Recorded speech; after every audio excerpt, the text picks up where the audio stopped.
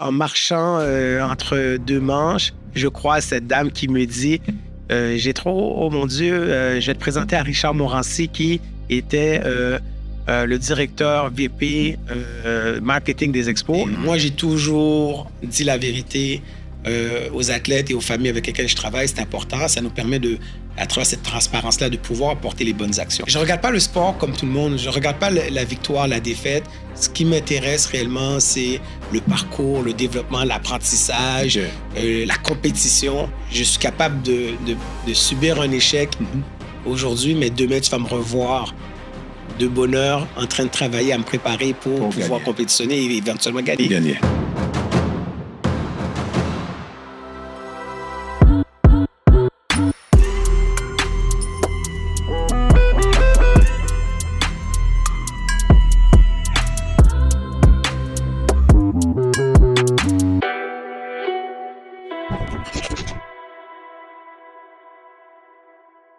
Bonjour à tous. Aujourd'hui, j'ai l'honneur d'accueillir un ami d'enfance. Je vous dirais un mentor, il ne le sait pas non plus. Mon bon ami Gétro Supré, un agent sportif, un conseiller pour les parents. Donc, Gétro, merci d'avoir accepté mon invitation à mon nouveau podcast « Personne n'en parle ». Stevens, merci de me recevoir. Ça me fait plaisir. Quelqu'un que j'apprécie. Et si tu dis que je suis un mentor pour toi, tu es un mentor aussi pour moi également. Ah, fais-moi pas rougir, là. C'est la vérité. Donc, là, chez Bouche, je t'ai introduit, mais j'aimerais que tu nous parles un peu plus de ton domaine, parce qu'aujourd'hui, la raison pourquoi je t'ai invité, c'est, je connais ton métier, puis je voudrais que tu en parles un peu brièvement, mais surtout, la face cachée de ton métier, puis surtout un message aussi à donner aux parents, parce qu'on vit dans une génération où le monde sportif prend beaucoup d'ampleur, que ce soit le baseball, le basket, le football. Ici, on est au Québec, c'est sûr, le hockey prend beaucoup de place, mais il y a d'autres sports aussi. Donc, j'aimerais que tu nous parles un peu de ta carrière. Comment tu as débuté ta carrière? Parce que je sais, on a été à l'école ensemble. Tu étais un joueur de baseball qui était, je dirais, maniaque du baseball. Puis c'est pas négatif, c'était vraiment un sport que tu aimais beaucoup. Tu as travaillé pour les expos. Puis à partir de là, pour le monde qui te suit, là, ta carrière a explosé.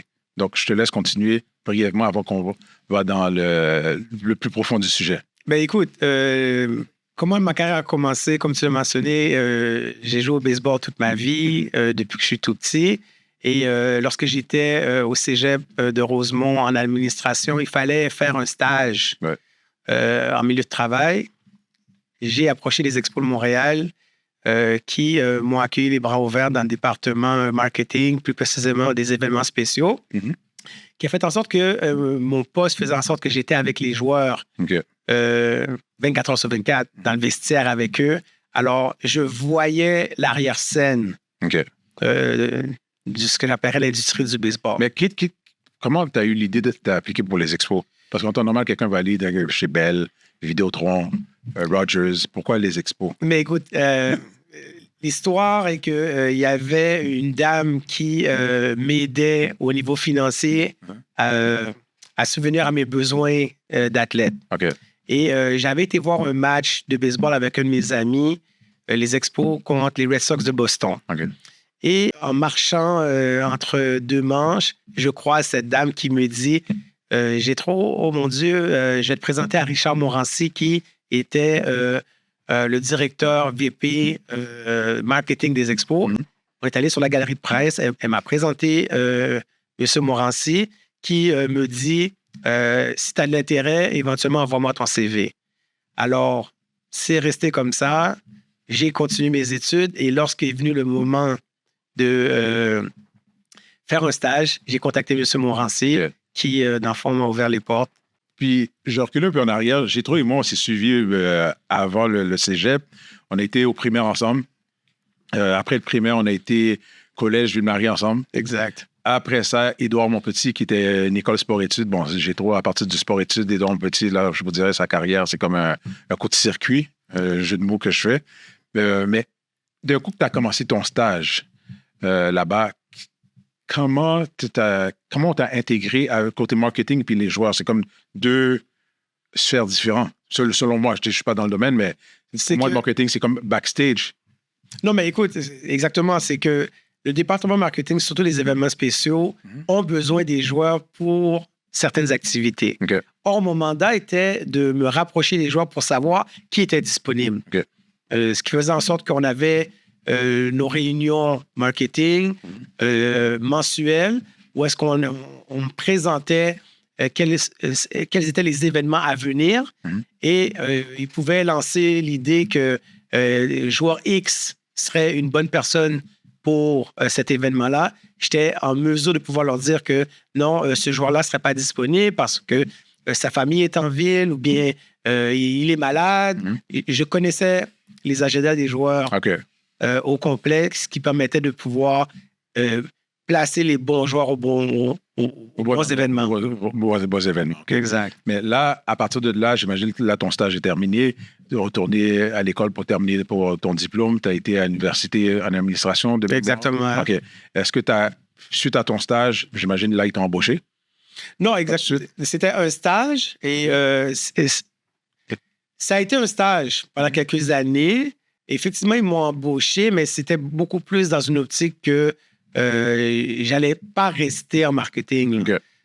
C'était clair que j'avais une affinité pour le baseball, le sport proprement dit, et c'est par l'entremise des joueurs que j'ai appris quel était le domaine de la représentation d'athlètes. Okay. Parce que j'entendais les joueurs parler au téléphone avec leur agent, et j'entendais les joueurs parler avec les différents représentants des compagnies, Nike, Adidas.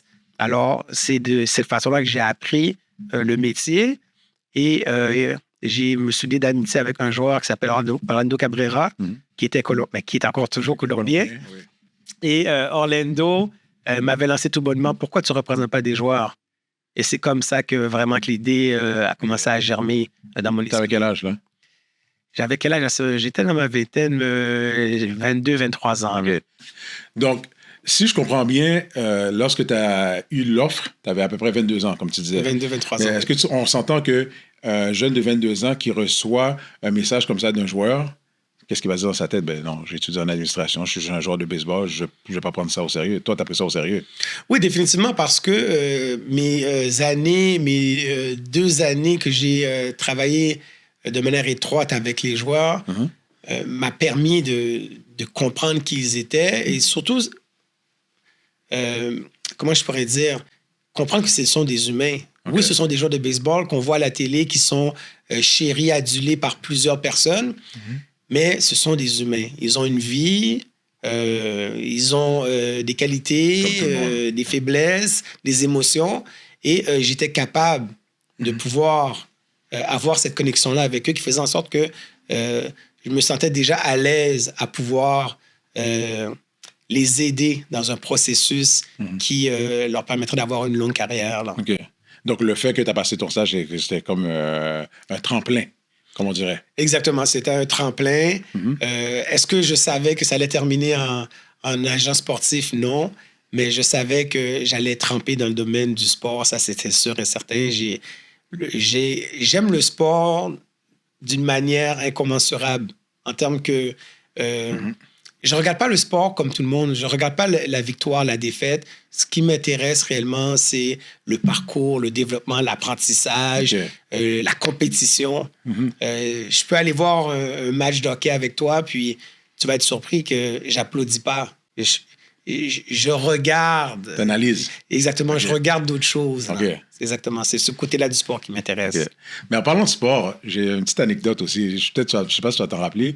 Puis c'est vrai, c'est quoi le mot que tu as employé? T'es un maniaque? Je suis un compétiteur. T'es un compétiteur. Moi, ça, c'est sûr. Parce que je me rappelle, on était en 2e année, on était en cycle, puis on avait... lors de le cours d'éducation physique, on avait joué au hockey qu'aux hommes, puis j'étais dans ton équipe. Puis, on a perdu. Oh, God. Puis, je me rappelle comme si c'était hier, on sort du gymnase, puis tu m'as regardé d'une façon tellement... C'est comme si tu m'as fusillé des yeux, puis tu m'as dit, Steven, on a perdu à cause de toi. Puis... Oh, mon Dieu! Oui, puis je pense même pas que j'étais gardien de but. Je pense que j'étais défenseur, j'ai un but que j'ai laissé passer, puis j'avais 8 ans. L'année 47 aujourd'hui, donc 39 ans plus tard, je me rappelle, tu m'as regardé d'une façon, on était en ligne, je pense que tu n'as pas pleuré, mais tu me regardais, tu me fusillais des yeux, j'ai dit, OK, lui là, il faut pas perdre avec Jetro. Mais écoute, je m'attendais à beaucoup de toi cette journée-là. Oui, je comprends. Mais c'est là que j'ai vu, quand je regarde ton parcours, j'ai dit, mais il pouvait pas être ailleurs que où ce qu'il est en ce moment. Puis pas nécessairement juste le baseball, un vainqueur. Puis tu l'as dit, la compétition, parce qu'en même temps, on a perdu, fait que tu voulais pas perdre. Non, mais je pense que tout le monde n'aime pas perdre, mais... Ça dépend. Il y a du monde, pas qu'ils n'aiment pas perdre, il y a du monde, ça dérange. Non, crois-moi, il y a du monde, ça dérange pas. Mais il y a du monde, perdre, c'est un problème. Mais moi, c'est pas un problème. Moi, ça m'amène dans un travail de réflexion. OK. Mais pas 8 ans. J'ai toujours été comme ça. Pas 8 ans. Le regarder avec le regard que tu m'avais regardé dans le temps, non. Écoute, je ne me souviens pas de cette journée-là, Okay. Mais il est clair que pour moi, depuis que je suis petit, la défaite fait partie du processus. Encore là, écoute, je vais prendre le moment, puis je vais regarder la caméra. Steven, je m'excuse. OK. J'accepte les excuses. Je ne me souviens pas de t'avoir pointé tout doigt, mais en date d'aujourd'hui, je pourrais dire qu'aujourd'hui, non, je ne fais pas ça. Okay. Je veux dire, je comprends que la défaite, souvent, lorsque tu es dans un collectif, c'est un effort d'équipe. Alors qu'on gagne ou qu'on perd, on le fait en équipe. Il n'y a pas un moment définitif dans un match qui... Oui, il y a des moments qui peuvent faire chavirer un match, mais ce n'est pas obligatoirement ce moment-là qui a décidé de l'issue du match. Okay. Alors, c'est peut-être le travail de réflexion que j'ai fait depuis que j'avais 8 ans. Mais... Et puis à partir de là, qui a fait j'ai trop surpris. Ben écoute, je suis content. Mais j'ai toujours été un compétiteur. Oui, j'aime pas perdre.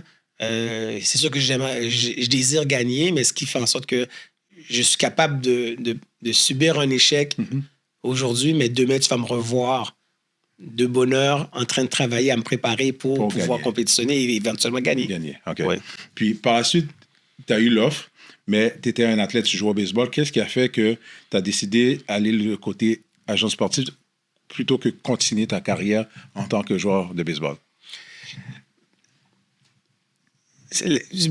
Honnêtement, ça s'est fait de manière organique. Okay. En termes que, oui, j'aurais pu continuer à jouer au baseball au niveau junior élite ici au Québec, mais il était clair que mon appel était dans le domaine de la représentation. Orlando, comme je mentionnais, m'a ouvert les portes où est-ce qu'il m'a amené chez lui en Colombie, m'a présenté des joueurs qui étaient déjà des joueurs de haut niveau, qui n'étaient pas encore au niveau des ligues majeures. Mais il croyait en toi beaucoup. On était comme les deux doigts de la main. Okay, parce que si tu as amené chez lui en Colombie, il t'a fait confiance. Oui, définitivement. Effectivement, c'était mon meilleur ami de l'époque. Puis on passait beaucoup de temps ensemble. Alors, il savait que j'avais du moins les caractéristiques pour pouvoir accompagner un athlète de haut niveau. Alors, parce que la vérité, puis on va peut-être en parler un peu plus tard, mais c'est pas tout le monde qui peut le faire. Okay. Alors, oui, il faut que tu connaisses bien le sport, mais il faut aussi que tu comprennes l'humain qui il est et comment tu peux l'aider à pouvoir atteindre ses ambitions-là. Puis ça, c'est avec l'expérience que tu as découvert ça, ou bien est-ce que tu as pris des formations par la suite à l'exception de ton programme d'administration, ou bien c'est venu en toi ou c'est en toi? Je suis autodidacte de base. Je vais dire ceci, puis ça s'applique à moi. Je ne sais pas si c'est comme ça pour toi ou bien pour d'autres individus. J'ai rapidement compris le rôle de l'école dans ma vie. Okay. L'école, pour moi, est beaucoup plus un lieu pour faire des connaissances, partager des expériences et aussi pouvoir mesurer ton degré d'apprentissage. Mais ce n'est pas obligatoirement sur les bancs d'école que j'ai appris ce qui me sert aujourd'hui dans la vie. C'est puissant ce que tu dis. Non, mais c'est une vérité. Pour moi... C'est puissant, puis ça peut créer une controverse aussi. Non, écoute, comme je mentionne, c'est... oui, bien sûr que tu vas apprendre plusieurs choses sur les bancs d'école, mais pour moi, personnellement, c'est les liens que ça m'a permis de tisser. Par exemple, tu vois, c'est grâce à l'école, si je te connais aujourd'hui, les amis que j'ai dans la vie actuellement, ce sont pour la plupart des gens que j'ai connus à l'école et qui m'a permis de bâtir ce que j'appellerais cette communauté-là qui me permet de pouvoir faire ce que je fais aujourd'hui. Mais je vais te contredire sur une chose. Il y a quelque chose que l'école a appris à Jetro. Ça, je ne sais pas si le monde va savoir. Ton vocabulaire, ton orthographe. Ça, je m'en rappelle. Tu vois, je ne me rappelle pas juste des choses à l'éducation physique, mais Jetro, je ne sais pas pourquoi, écrivait très bien. Je ne sais pas pourquoi, quand on était au primaire, c'est toujours les femmes, les filles qui écrivaient bien. J'ai trouvé une belle écriture malgré qu'il était gaucher, je m'en rappelle. Tu écris un post sur Facebook avant qu'il y avait l'autocorrect, tu avais une faute. J'ai trop m'appelle tout de suite, Steven va corriger ça. Tu vois, fait que ça, c'est l'école aussi. Parce que depuis que tu es jeune, tu n'avais pas étudié en journaliste. J'avais commencé, oui, en journaliste. Tu vois, je me rappelle. Oui, au cégep, heureusement, ça avait commencé en journaliste. Tu vois? Fait qu'il y a beaucoup de choses aussi que je comprends ce que tu veux dire par rapport à l'école, mais la base, quand même, moi, j'ai toujours l'école, c'est la base. L'école t'apprend à apprendre. Effectivement, comme je dis, les fondamentaux, tu les apprends à l'école et aussi à travers tes parents ou ton nid familial. Mais encore là, moi, où est-ce que l'école m'a bien servi? C'est les relations que ça m'a permis de bâtir avec les gens qui m'accompagnent encore aujourd'hui. Comme je l'ai mentionné, c'est des gens que je connais à l'école, mais je me considère comme un autodidacte. Je suis quelqu'un qui aime apprendre. Je vais l'apprendre à travers des livres. Je vais aller lire des articles en ligne. Je vais parler avec des gens qui ont l'expertise ou bien le niveau de connaissance que je recherche. C'est réellement là que j'ai été faire mon apprentissage. OK. Puis, de coup, maintenant, tu travailles avec les jeunes. Le plus gros défi de ton domaine, c'est quoi? Parce que oui, on t'a amené en Colombie, on t'a expliqué, on t'a présenté des athlètes, des joueurs de baseball qui étaient déjà de haut niveau, selon moi. Là, tu reviens ici au Québec, tu décides que tu es agent sportif, mais qui est Jétro Cyprien?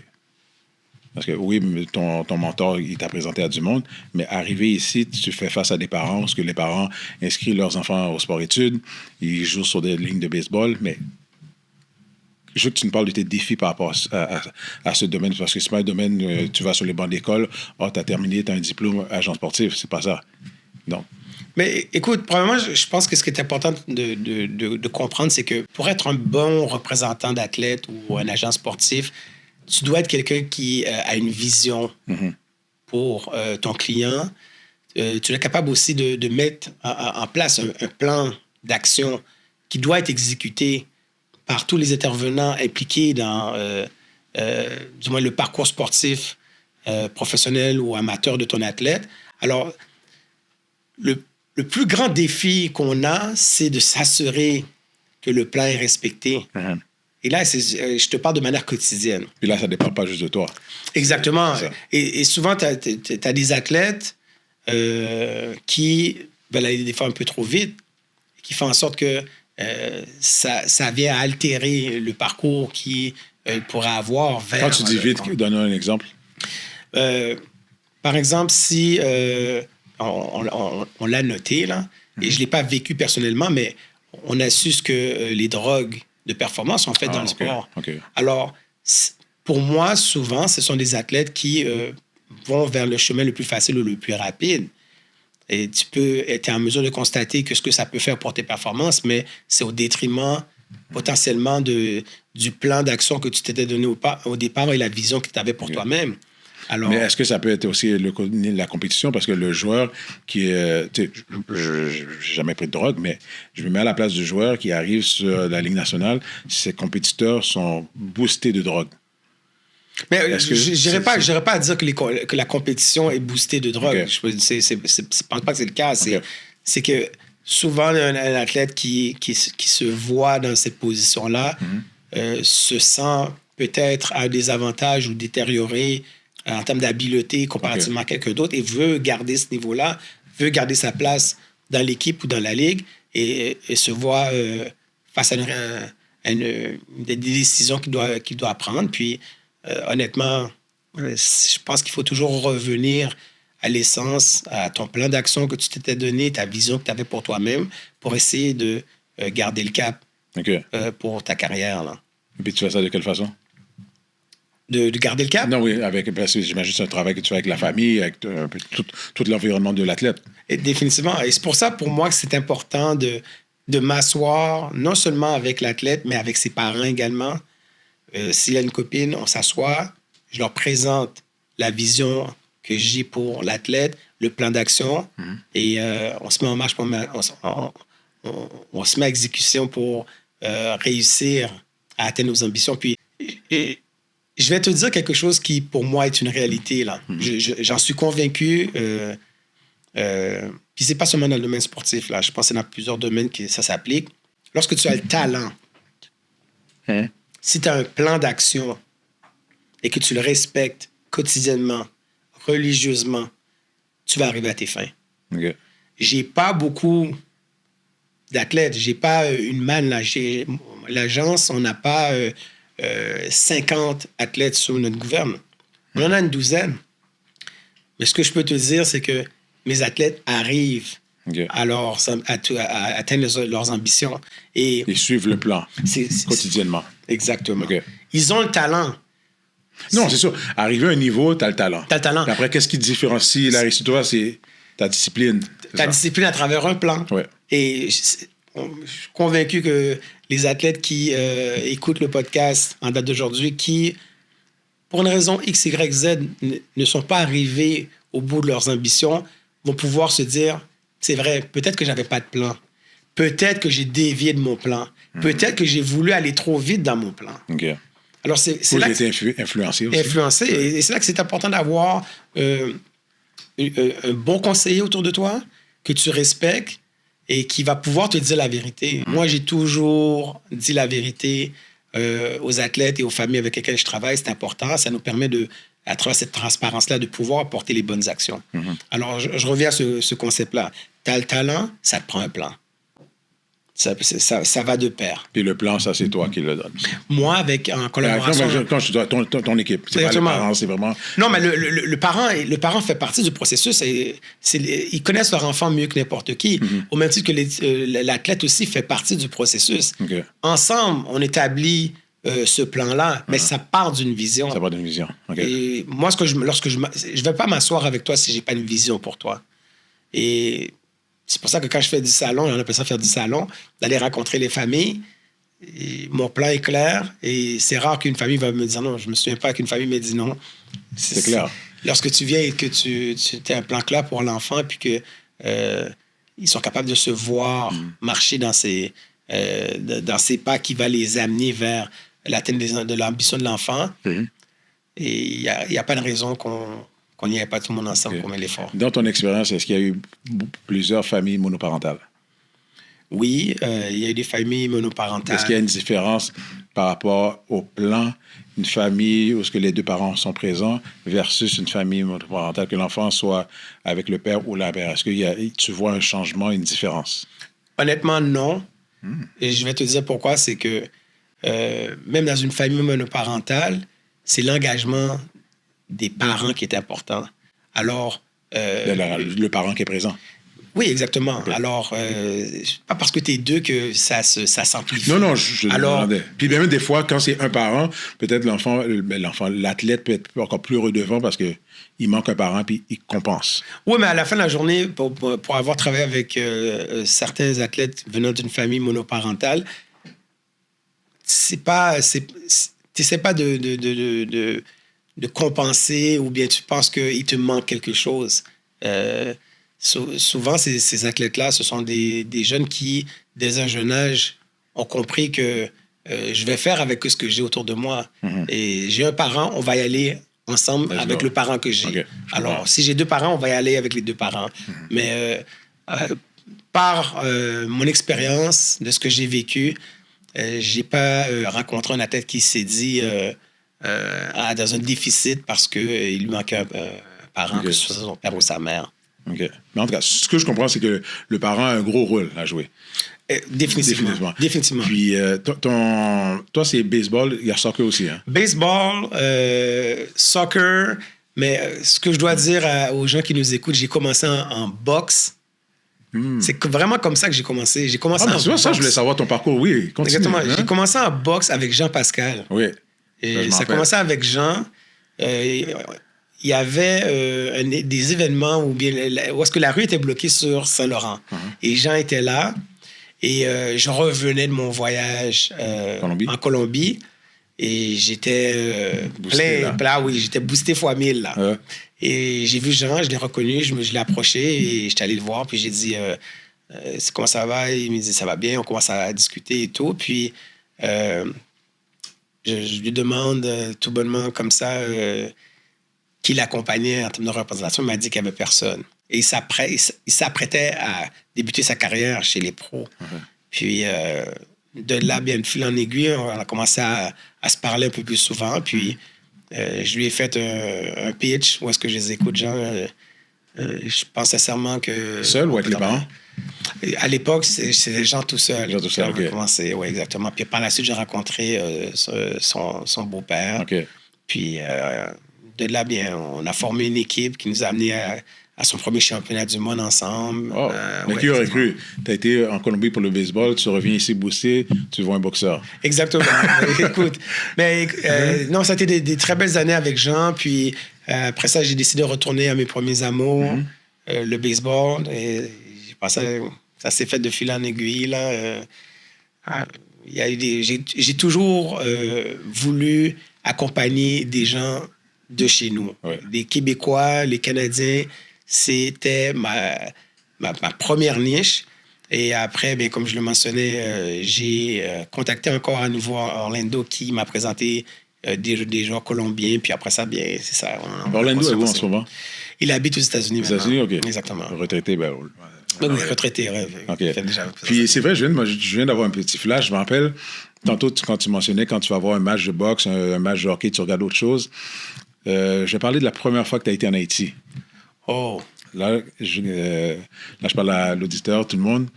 J'étais en Haïti, puis un an avant, j'ai trop me dit, Steven, dès que tu es en Haïti, n'importe où que je suis dans le monde, je viens, je t'appelle, je viens. Je pense que c'était en 2013, 14? Ah, ça, écoute, je pense 2013. 2013, à un moment donné, j'ai trop m'appelle, il dit, Steven, tu étais où? Je suis en Haïti. Il me dit, OK, je suis en Floride, je viens dans 2 jours. Tu m'as dit quelque chose comme ça. Bla, bla, bla. J'ai trop m'appelle. Bon, je prends l'avion, je suis à l'aéroport dans 1h30. Je me rappelle ça. Puis on circulait en Haïti. Au lieu de que Gétro regarde le pays, Gétro voyait des athlètes partout. C'est là que je vois vraiment ton œil d'agent sportif. On regardait des statues, monuments, la pauvreté, la richesse. Gétro, oh wow, lui c'est un beau joueur de soccer. Oh, ça c'est un beau, regarde ses bras, regarde ses jambes. Puis je pense à partir de là aussi que tu as eu de l'intérêt pour le soccer. À moi, je me trompe, c'est à partir de là. Effectivement, puis je voulais redonner, à notre pays. Puis ça m'a permis de rentrer en contact avec les dirigeants d'une équipe qui s'appelle Real Hope, qui est située au Cap-Haïtien, qui à l'époque avait on le surnommait le Messi des Caraïbes, Ronaldo Damus. Qui venait de connaître une compétition internationale incroyable. Alors, je les écoute, il faut que je l'aide. J'ai contacté les gens de Real Hope et j'ai pris 3 de leurs joueurs et je les ai permis de pouvoir débuter leur carrière aux États-Unis avec le FC Dallas. Ouais. Puis par la suite, ils ont continué leur chemin. Ronaldo est allé jouer en Europe. Un autre joueur qui s'appelle Bikou Bissint qui... maintenant, actuellement, joue en Asie. Ça leur a permis, exactement, oui, ça leur a permis de pouvoir continuer leur parcours à l'international. À l'international, exactement. Alors, oui, c'est ça. Puis, probablement, je tiens à te remercier de m'avoir accueilli en Haïti, puis de m'avoir fait découvrir le pays. Puis, je suis retourné souvent en Haïti par la suite. Avec des joueurs de baseball, là. Et joueurs de baseball aussi. Puis, j'ai continué à aider le club de Real Hope dans le placement de leurs joueurs aux États-Unis puis aussi à l'international. Ah, c'est bon, ça. Non, mais écoute... Je l'ai dit, c'est pas n'importe qui. Puis en parlant de n'importe qui, j'ai une question que je me suis toujours posée. Là, tu nous parles de ta carrière, ton succès. Puis, chaque personne qui écoute, je vous invite d'aller sur Internet, Google, taper « Gétro Supré ». Et on voit tous tes accomplissements. D'où vient cette humilité? En toute franchise. Je ne veux même pas que tu réfléchisses. C'est le premier mot qui sort de ta bouche. Honnêtement, je pense que c'est, comment dire, humilité. Je pense que je sais qui je suis à la base. Oui. En voulant dire que je n'ai pas besoin des réflecteurs ou... d'une tape dans le dos pour pouvoir savoir si j'ai fait ce que je devais faire. En voulant dire que pour moi, c'est clair, je connais mon rôle dans ce qui doit être accompli, je le fais, et lorsque je vois l'athlète se réaliser, là, on va parler du domaine sportif, quand je vois l'athlète se réaliser, c'est là que j'ai trouvé ma satisfaction. Ta reconnaissance. Exactement. Mais j'ai toujours dit un bon représentant, un bon agent ne doit pas être devant la caméra. Sinon, tu n'as pas accompli ce que tu devais faire. Si tu es là, c'est parce que tu dois amener au grand jour les contrats de tes athlètes ou essayer de mettre en relief les conflits que tu as avec leur employeur. Non, un bon agent est en arrière-scène et permet à l'athlète de pouvoir tu vois, mettre son talent sur la plus grande plateforme. Et non, je comprends. Voilà. Et souvent, on a eu des débats comme ça. Je te disais, je trouve que tu devrais faire ça, mais je comprends. Quand la première fois, tu m'as expliqué, j'ai compris. Mais en même temps, je me dis, parce que de la même façon que toi, tu as eu une opportunité de connaître ce milieu-là, souvent, on a des discussions, puis je te dis, mais tu fais pas ça nécessairement pour te faire connaître, mais peut-être donner aux jeunes l'opportunité. De la même façon, peut-être des athlètes à l'international, que ce soit aux États-Unis, tu l'as dit, en Asie, un peu partout, mais en même temps, le jeune qui rentre au secondaire, qui se pose des questions, qui est athlète, là, côté administratif, mais c'est pas écrit dans le plan d'études. Agent sportif, tu vas avoir ingénieur, technicien, tu vas avoir différents domaines, mais certains domaines, c'est l'expérience qui amène ça. Mais il y a certaines personnes, peut-être, ils ont, je ne vais pas dire des lacunes, mais ils n'ont pas d'intérêt avec le plan qu'on voit à l'école, parce que tu l'as dit tantôt, l'école te permet d'apprendre, l'école t'amène à avoir des contacts, l'école t'amène l'expérience. Mais quelqu'un qui ne sait pas c'est quoi, agent sportif, écoute Gétro, oh, wow, maman, papa, je sais ce que je veux faire. Il peut avoir une passion côté sport, mais en même temps, peut-être sa passion, il y a quelque chose d'autre que la passion, c'est ce que tu fais. Fait qu'en même temps, souvent, je te dis, c'est un message que tu donnes à certains jeunes par rapport à ce métier. C'est pas pour te donner une étape dans le dos. Comme tu l'as dit, je suis entièrement d'accord. Ton but, c'est pas être en avant-plan. L'avant-plan, c'est l'athlète. Mais inviter des jeunes à ce métier-là. Tu as tout à fait raison. Et j'essaie de m'améliorer de ce côté-là de jour en jour, mais j'espère qu'avant ma retraite, je vais pouvoir devenir aussi bon que toi dans comment dire, mettre sur la scène, ce qu'on fait. Je pense que c'est ce qu'on fait aujourd'hui. OK? En même temps, on parle de ton domaine, et puis c'est surtout un message qu'on donne aux parents.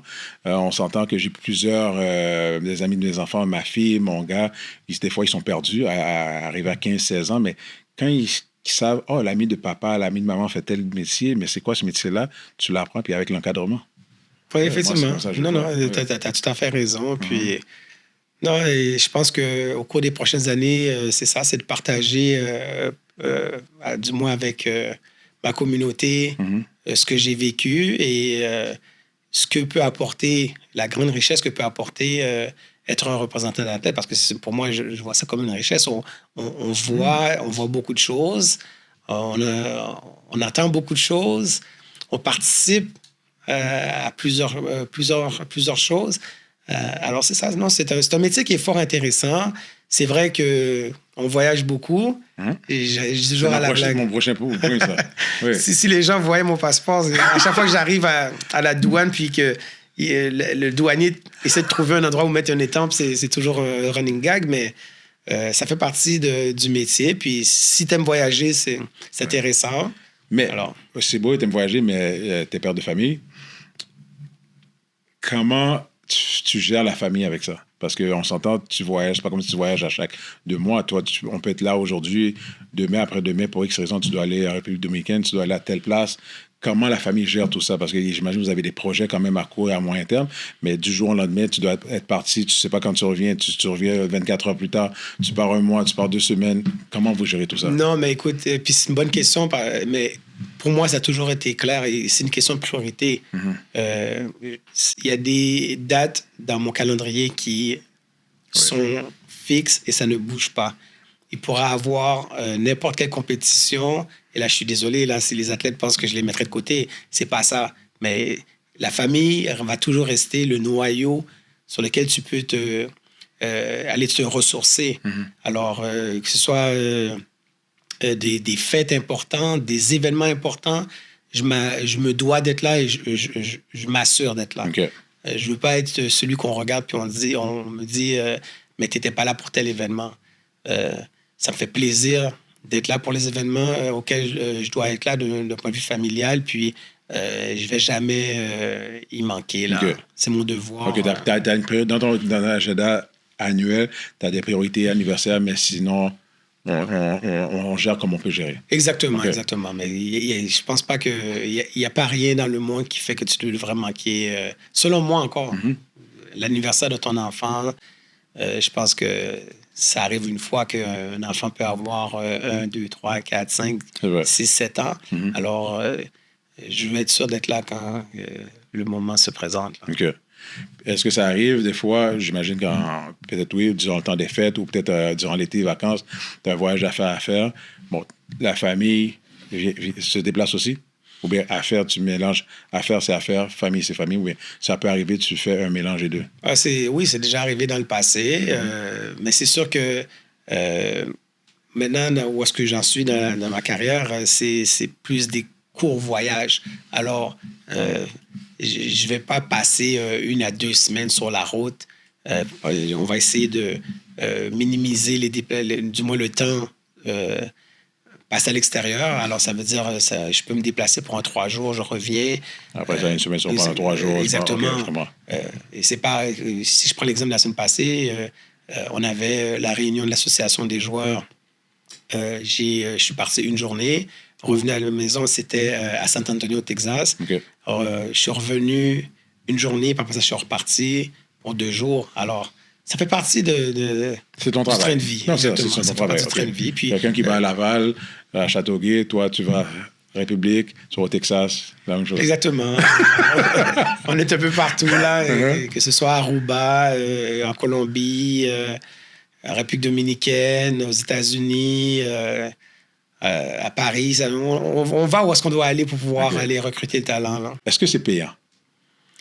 On vit bien, on ne va pas se le cacher, mais je pense que tout le monde est au courant des montants ou les salaires que les athlètes dans les sports dans lesquels je... Oui, des athlètes, mais pas des agents. Oui, mais il faut comprendre qu'on touche la commission et foncièrement... Non, mais personne n'en parle, on va en parler, là. Mais écoute, non, mais je veux dire, je pense pas qu'on est à plaindre, mais... C'est important quand même de rester proche de ses sous, là. Non, c'est normal.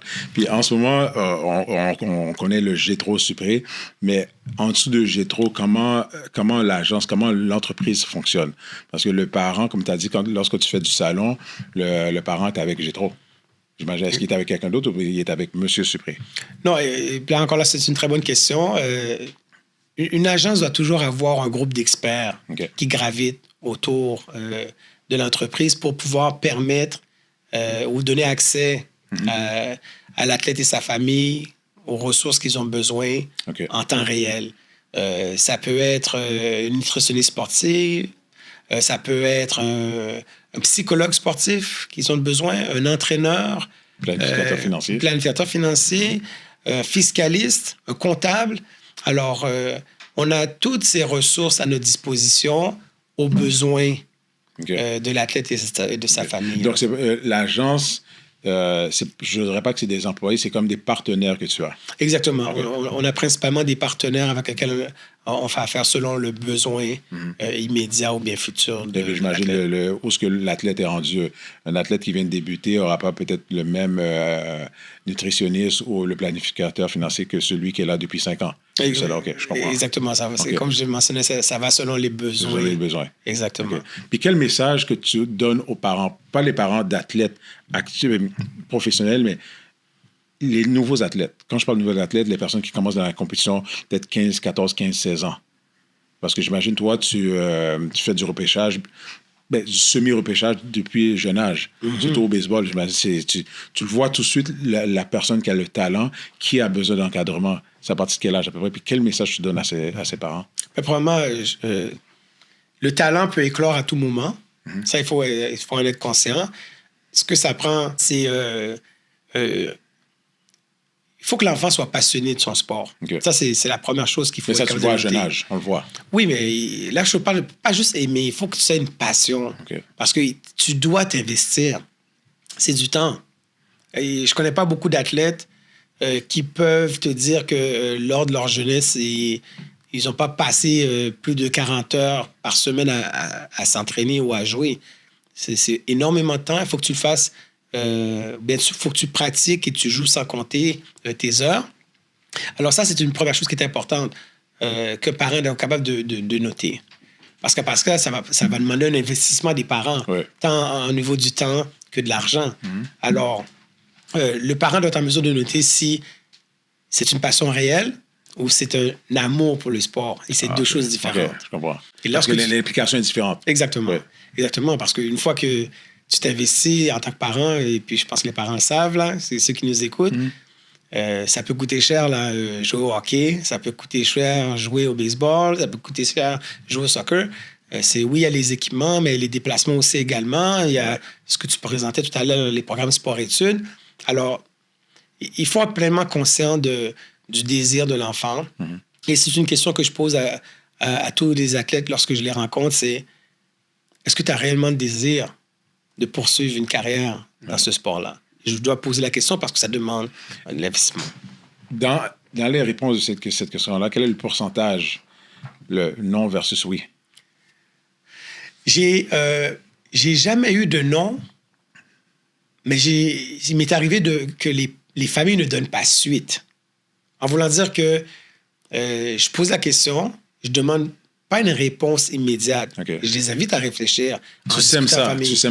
Il faut. C'est important parce que, comme je le mentionne, tous les gens qui sont impliqués, c'est un investissement. Et il faut être sûr qu'on veut réellement s'embarquer dans un processus comme ça parce que c'est vraiment la crème de la crème qui réussit à percer et à avoir une longue carrière. Là. Je sais lorsqu'on ouvre la télévision et qu'on voit LeBron James à la télévision, par exemple, mais LeBron fait partie d'une élite. Le 1 du 1%. Pour pouvoir rester et être à un niveau auquel il performe. Et maintenant, jouer avec son fils. C'est incroyable. C'est incroyable. Il est investi de manière, comme je le mentionnais, incommensurable dans son plan de vie là, qui l'amène à performer à un haut niveau. Là. Ça court pas les rues. Pardon? Ça court pas les rues. Non, exactement. C'est pour ça que je présume que Rich Paul, qui est son agent, doit être très heureux d'avoir LeBron James. OK, good. Donc, le message est passé sur, comme je le disais, je mentionne toujours les parents parce que, tu sais, on le voit dans notre société, les enfants sont souvent laissés à eux-mêmes. De la même façon que lorsqu'on était en Haïti, tu vois des athlètes un peu partout qui manquaient d'encadrement. Même ici, au Canada, au Québec, des fois, on le voit. Dans les parcs, tu vois des jeunes qui jouent. Par contre, l'encadrement qui manque auprès des parents. Puis souvent, les parents travaillent beaucoup. Ils n'ont aucune idée des compétences, des talents de leurs enfants. Donc, c'est important, moi, je pense, de donner ce message-là aux parents, d'être à l'écoute. Puis pas juste académique, mais sportif aussi. Parce qu'à un moment donné, l'enfant, c'est pas juste les livres. On vient d'une communauté aussi d'intellectuels, on va dire intellectuels entre guillemets, excusez-moi, mais il y a autre chose que ça aussi. Comme tu l'as dit, l'école nous permet d'apprendre à avoir des contacts. Du coup, qu'on a ces contacts-là, travailler avec l'enfant. Mais, puis, si je peux partager une image aux parents, en tant que parent, on aimerait toujours que l'enfant soit reconnaissant et qu'il apprécie dans le moment présent ce qu'on fait pour lui. Mais c'est très rare qu'un enfant est en mesure de pouvoir verbaliser son appréciation. Mais ce que je peux dire pour l'avoir vécu à plusieurs reprises, il n'y a pas de plus beau moment que de voir son enfant après son premier match au niveau professionnel, le niveau qu'il a toujours rêvé d'atteindre, après le match, de voir la porte du vestiaire s'ouvrir et de voir les parents enlacer leur enfant et que les deux pleurent. Il n'y a pas de plus beau moment. Le parent connaît les sacrifices, l'enfant aussi connaît les sacrifices. Et là c'est là que tu le vois. Et je l'ai vécu à plusieurs reprises. Et toi, j'imagine que c'est ta paye, ça. C'est ce que j'ai dit. Moi, je suis un gars de développement, je suis un gars d'apprentissage. Et c'est pour ça que je fais ça. J'ai le désir d'accompagner ces athlètes à se développer. Et lorsque je vois ce moment où est-ce que les parents, l'athlète s'enlacent et se serrent très fort pour se dire merci. merci. Les deux se disent merci, là, parce que pour un parent, tu vis un moment... tu ne peux même pas l'imaginer. Alors, j'invite les parents à être patients, mais il faut encourager, il faut supporter, il faut collaborer avec nos enfants, puis toujours les inviter à donner le meilleur d'eux-mêmes et sans mettre de pression. Et c'est ça pour moi, un bon parent. Il ne faut pas mettre de pression aux enfants. Ils en vivent déjà de l'extérieur, mais ils doivent sentir que vous êtes là puis que vous allez les aimer de manière inconditionnelle. Mais quand tu parles de sans mettre de pression, mais en même temps, le parent devient comme un entraîneur, comme l'agent sportif. C'est sûr que tu connais ton enfant, tu peux lui pousser aussi à se surpasser. Tu peux, mais... J'imagine la ligne est mince aussi entre pression versus encouragement.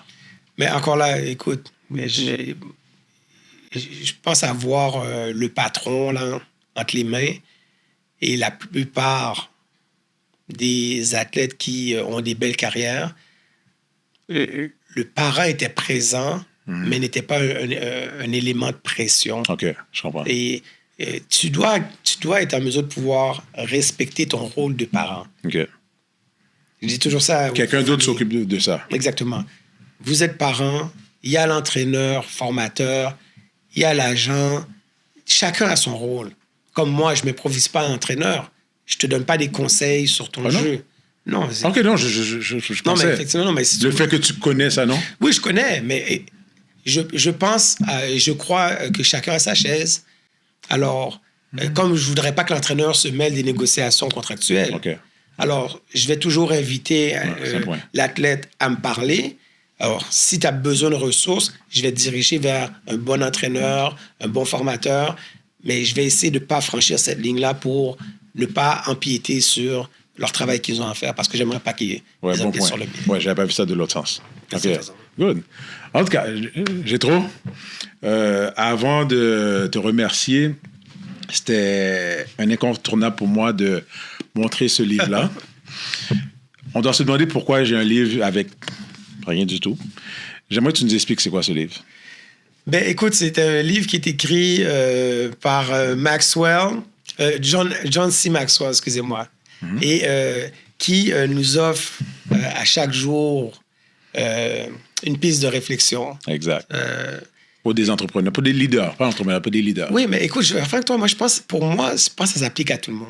Okay. Il y a beaucoup de gens qui me demandent où est-ce que vient ma vision par rapport à la vie. Ce livre-là en fait partie. De se lever le matin, puis d'aller commencer sa journée plutôt en lisant des phrases comme celle-là qui t'invitent à réfléchir, puis à aussi les partager à tes amis. Ça commence bien la journée. Ouais. Ça commence bien la journée. Donc, pour faire un petit résumé, à un moment donné, je vais dans ma boîte à lettres, je reçois ce livre-là en cadeau par Gétro. Ça fait combien de temps? Environ 5 ans? 6 ans? Oui, 5-6 ans. Puis pourquoi il n'y a pas de page de couverture? Justement, ça fait 5-6 ans que je lis à chaque jour. Donc, la page de couverture n'existe plus. Donc, pourquoi je vous montre ce livre-là? Tantôt, j'ai mentionné, c'est un ami, conseiller, un mentor qui ne le sait pas. C'est important de s'entourer de bons amis. C'est pas tout nouveau. On est amis depuis primaire, depuis l'âge de 7-8 ans. Puis vous voyez, le cadeau que Gétro m'envoie, c'est un livre.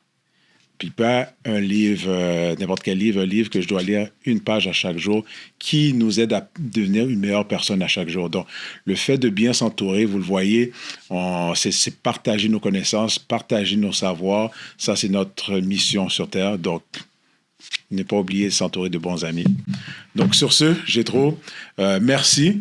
Puis, c'était tout un honneur pour moi parce que je le sais, je ne sais pas si tout le monde connaît Gétro, là, vous allez faire des recherches. Te recevoir, c'est toute une mission accomplie pour moi. Et tu as dit oui, c'est une double mission. Puis, je suis satisfait, je suis content que tu as partagé ton parcours en toute humilité. Donc, je pense que tu vas avoir beaucoup de messages de parents qui vont avoir des informations par rapport à leurs enfants, peut-être même des nouveaux athlètes pour toi. Ben écoute, je tiens à te remercier de m'avoir accueilli à ton micro. Puis, je vais toujours être disponible pour aider la jeunesse québécoise, puis celle canadienne. Puis, Ça me fait plaisir de répondre à quelques questions qui pourraient venir de la part des familles qui écoutent le message aujourd'hui. Good job, my friend. Merci. Nice. I had to elevate. I'm way up, way too fly. Yeah, I'm feeling myself. Ain't no chance I'm coming down, no. Got a soul view to myself. Yeah, why would I give it up? Why do they wanna come take my place? I work too hard for it, don't need a replacement. This my vocation. Now I got rollies all in rotation. Hop on a jet just to take a vacation. Remember the moments was trapped in the basement. Now the hard work is all taking me places. Water no blood like we trapped in the matrix. Bet on myself and go ball out in Vegas. Living a life.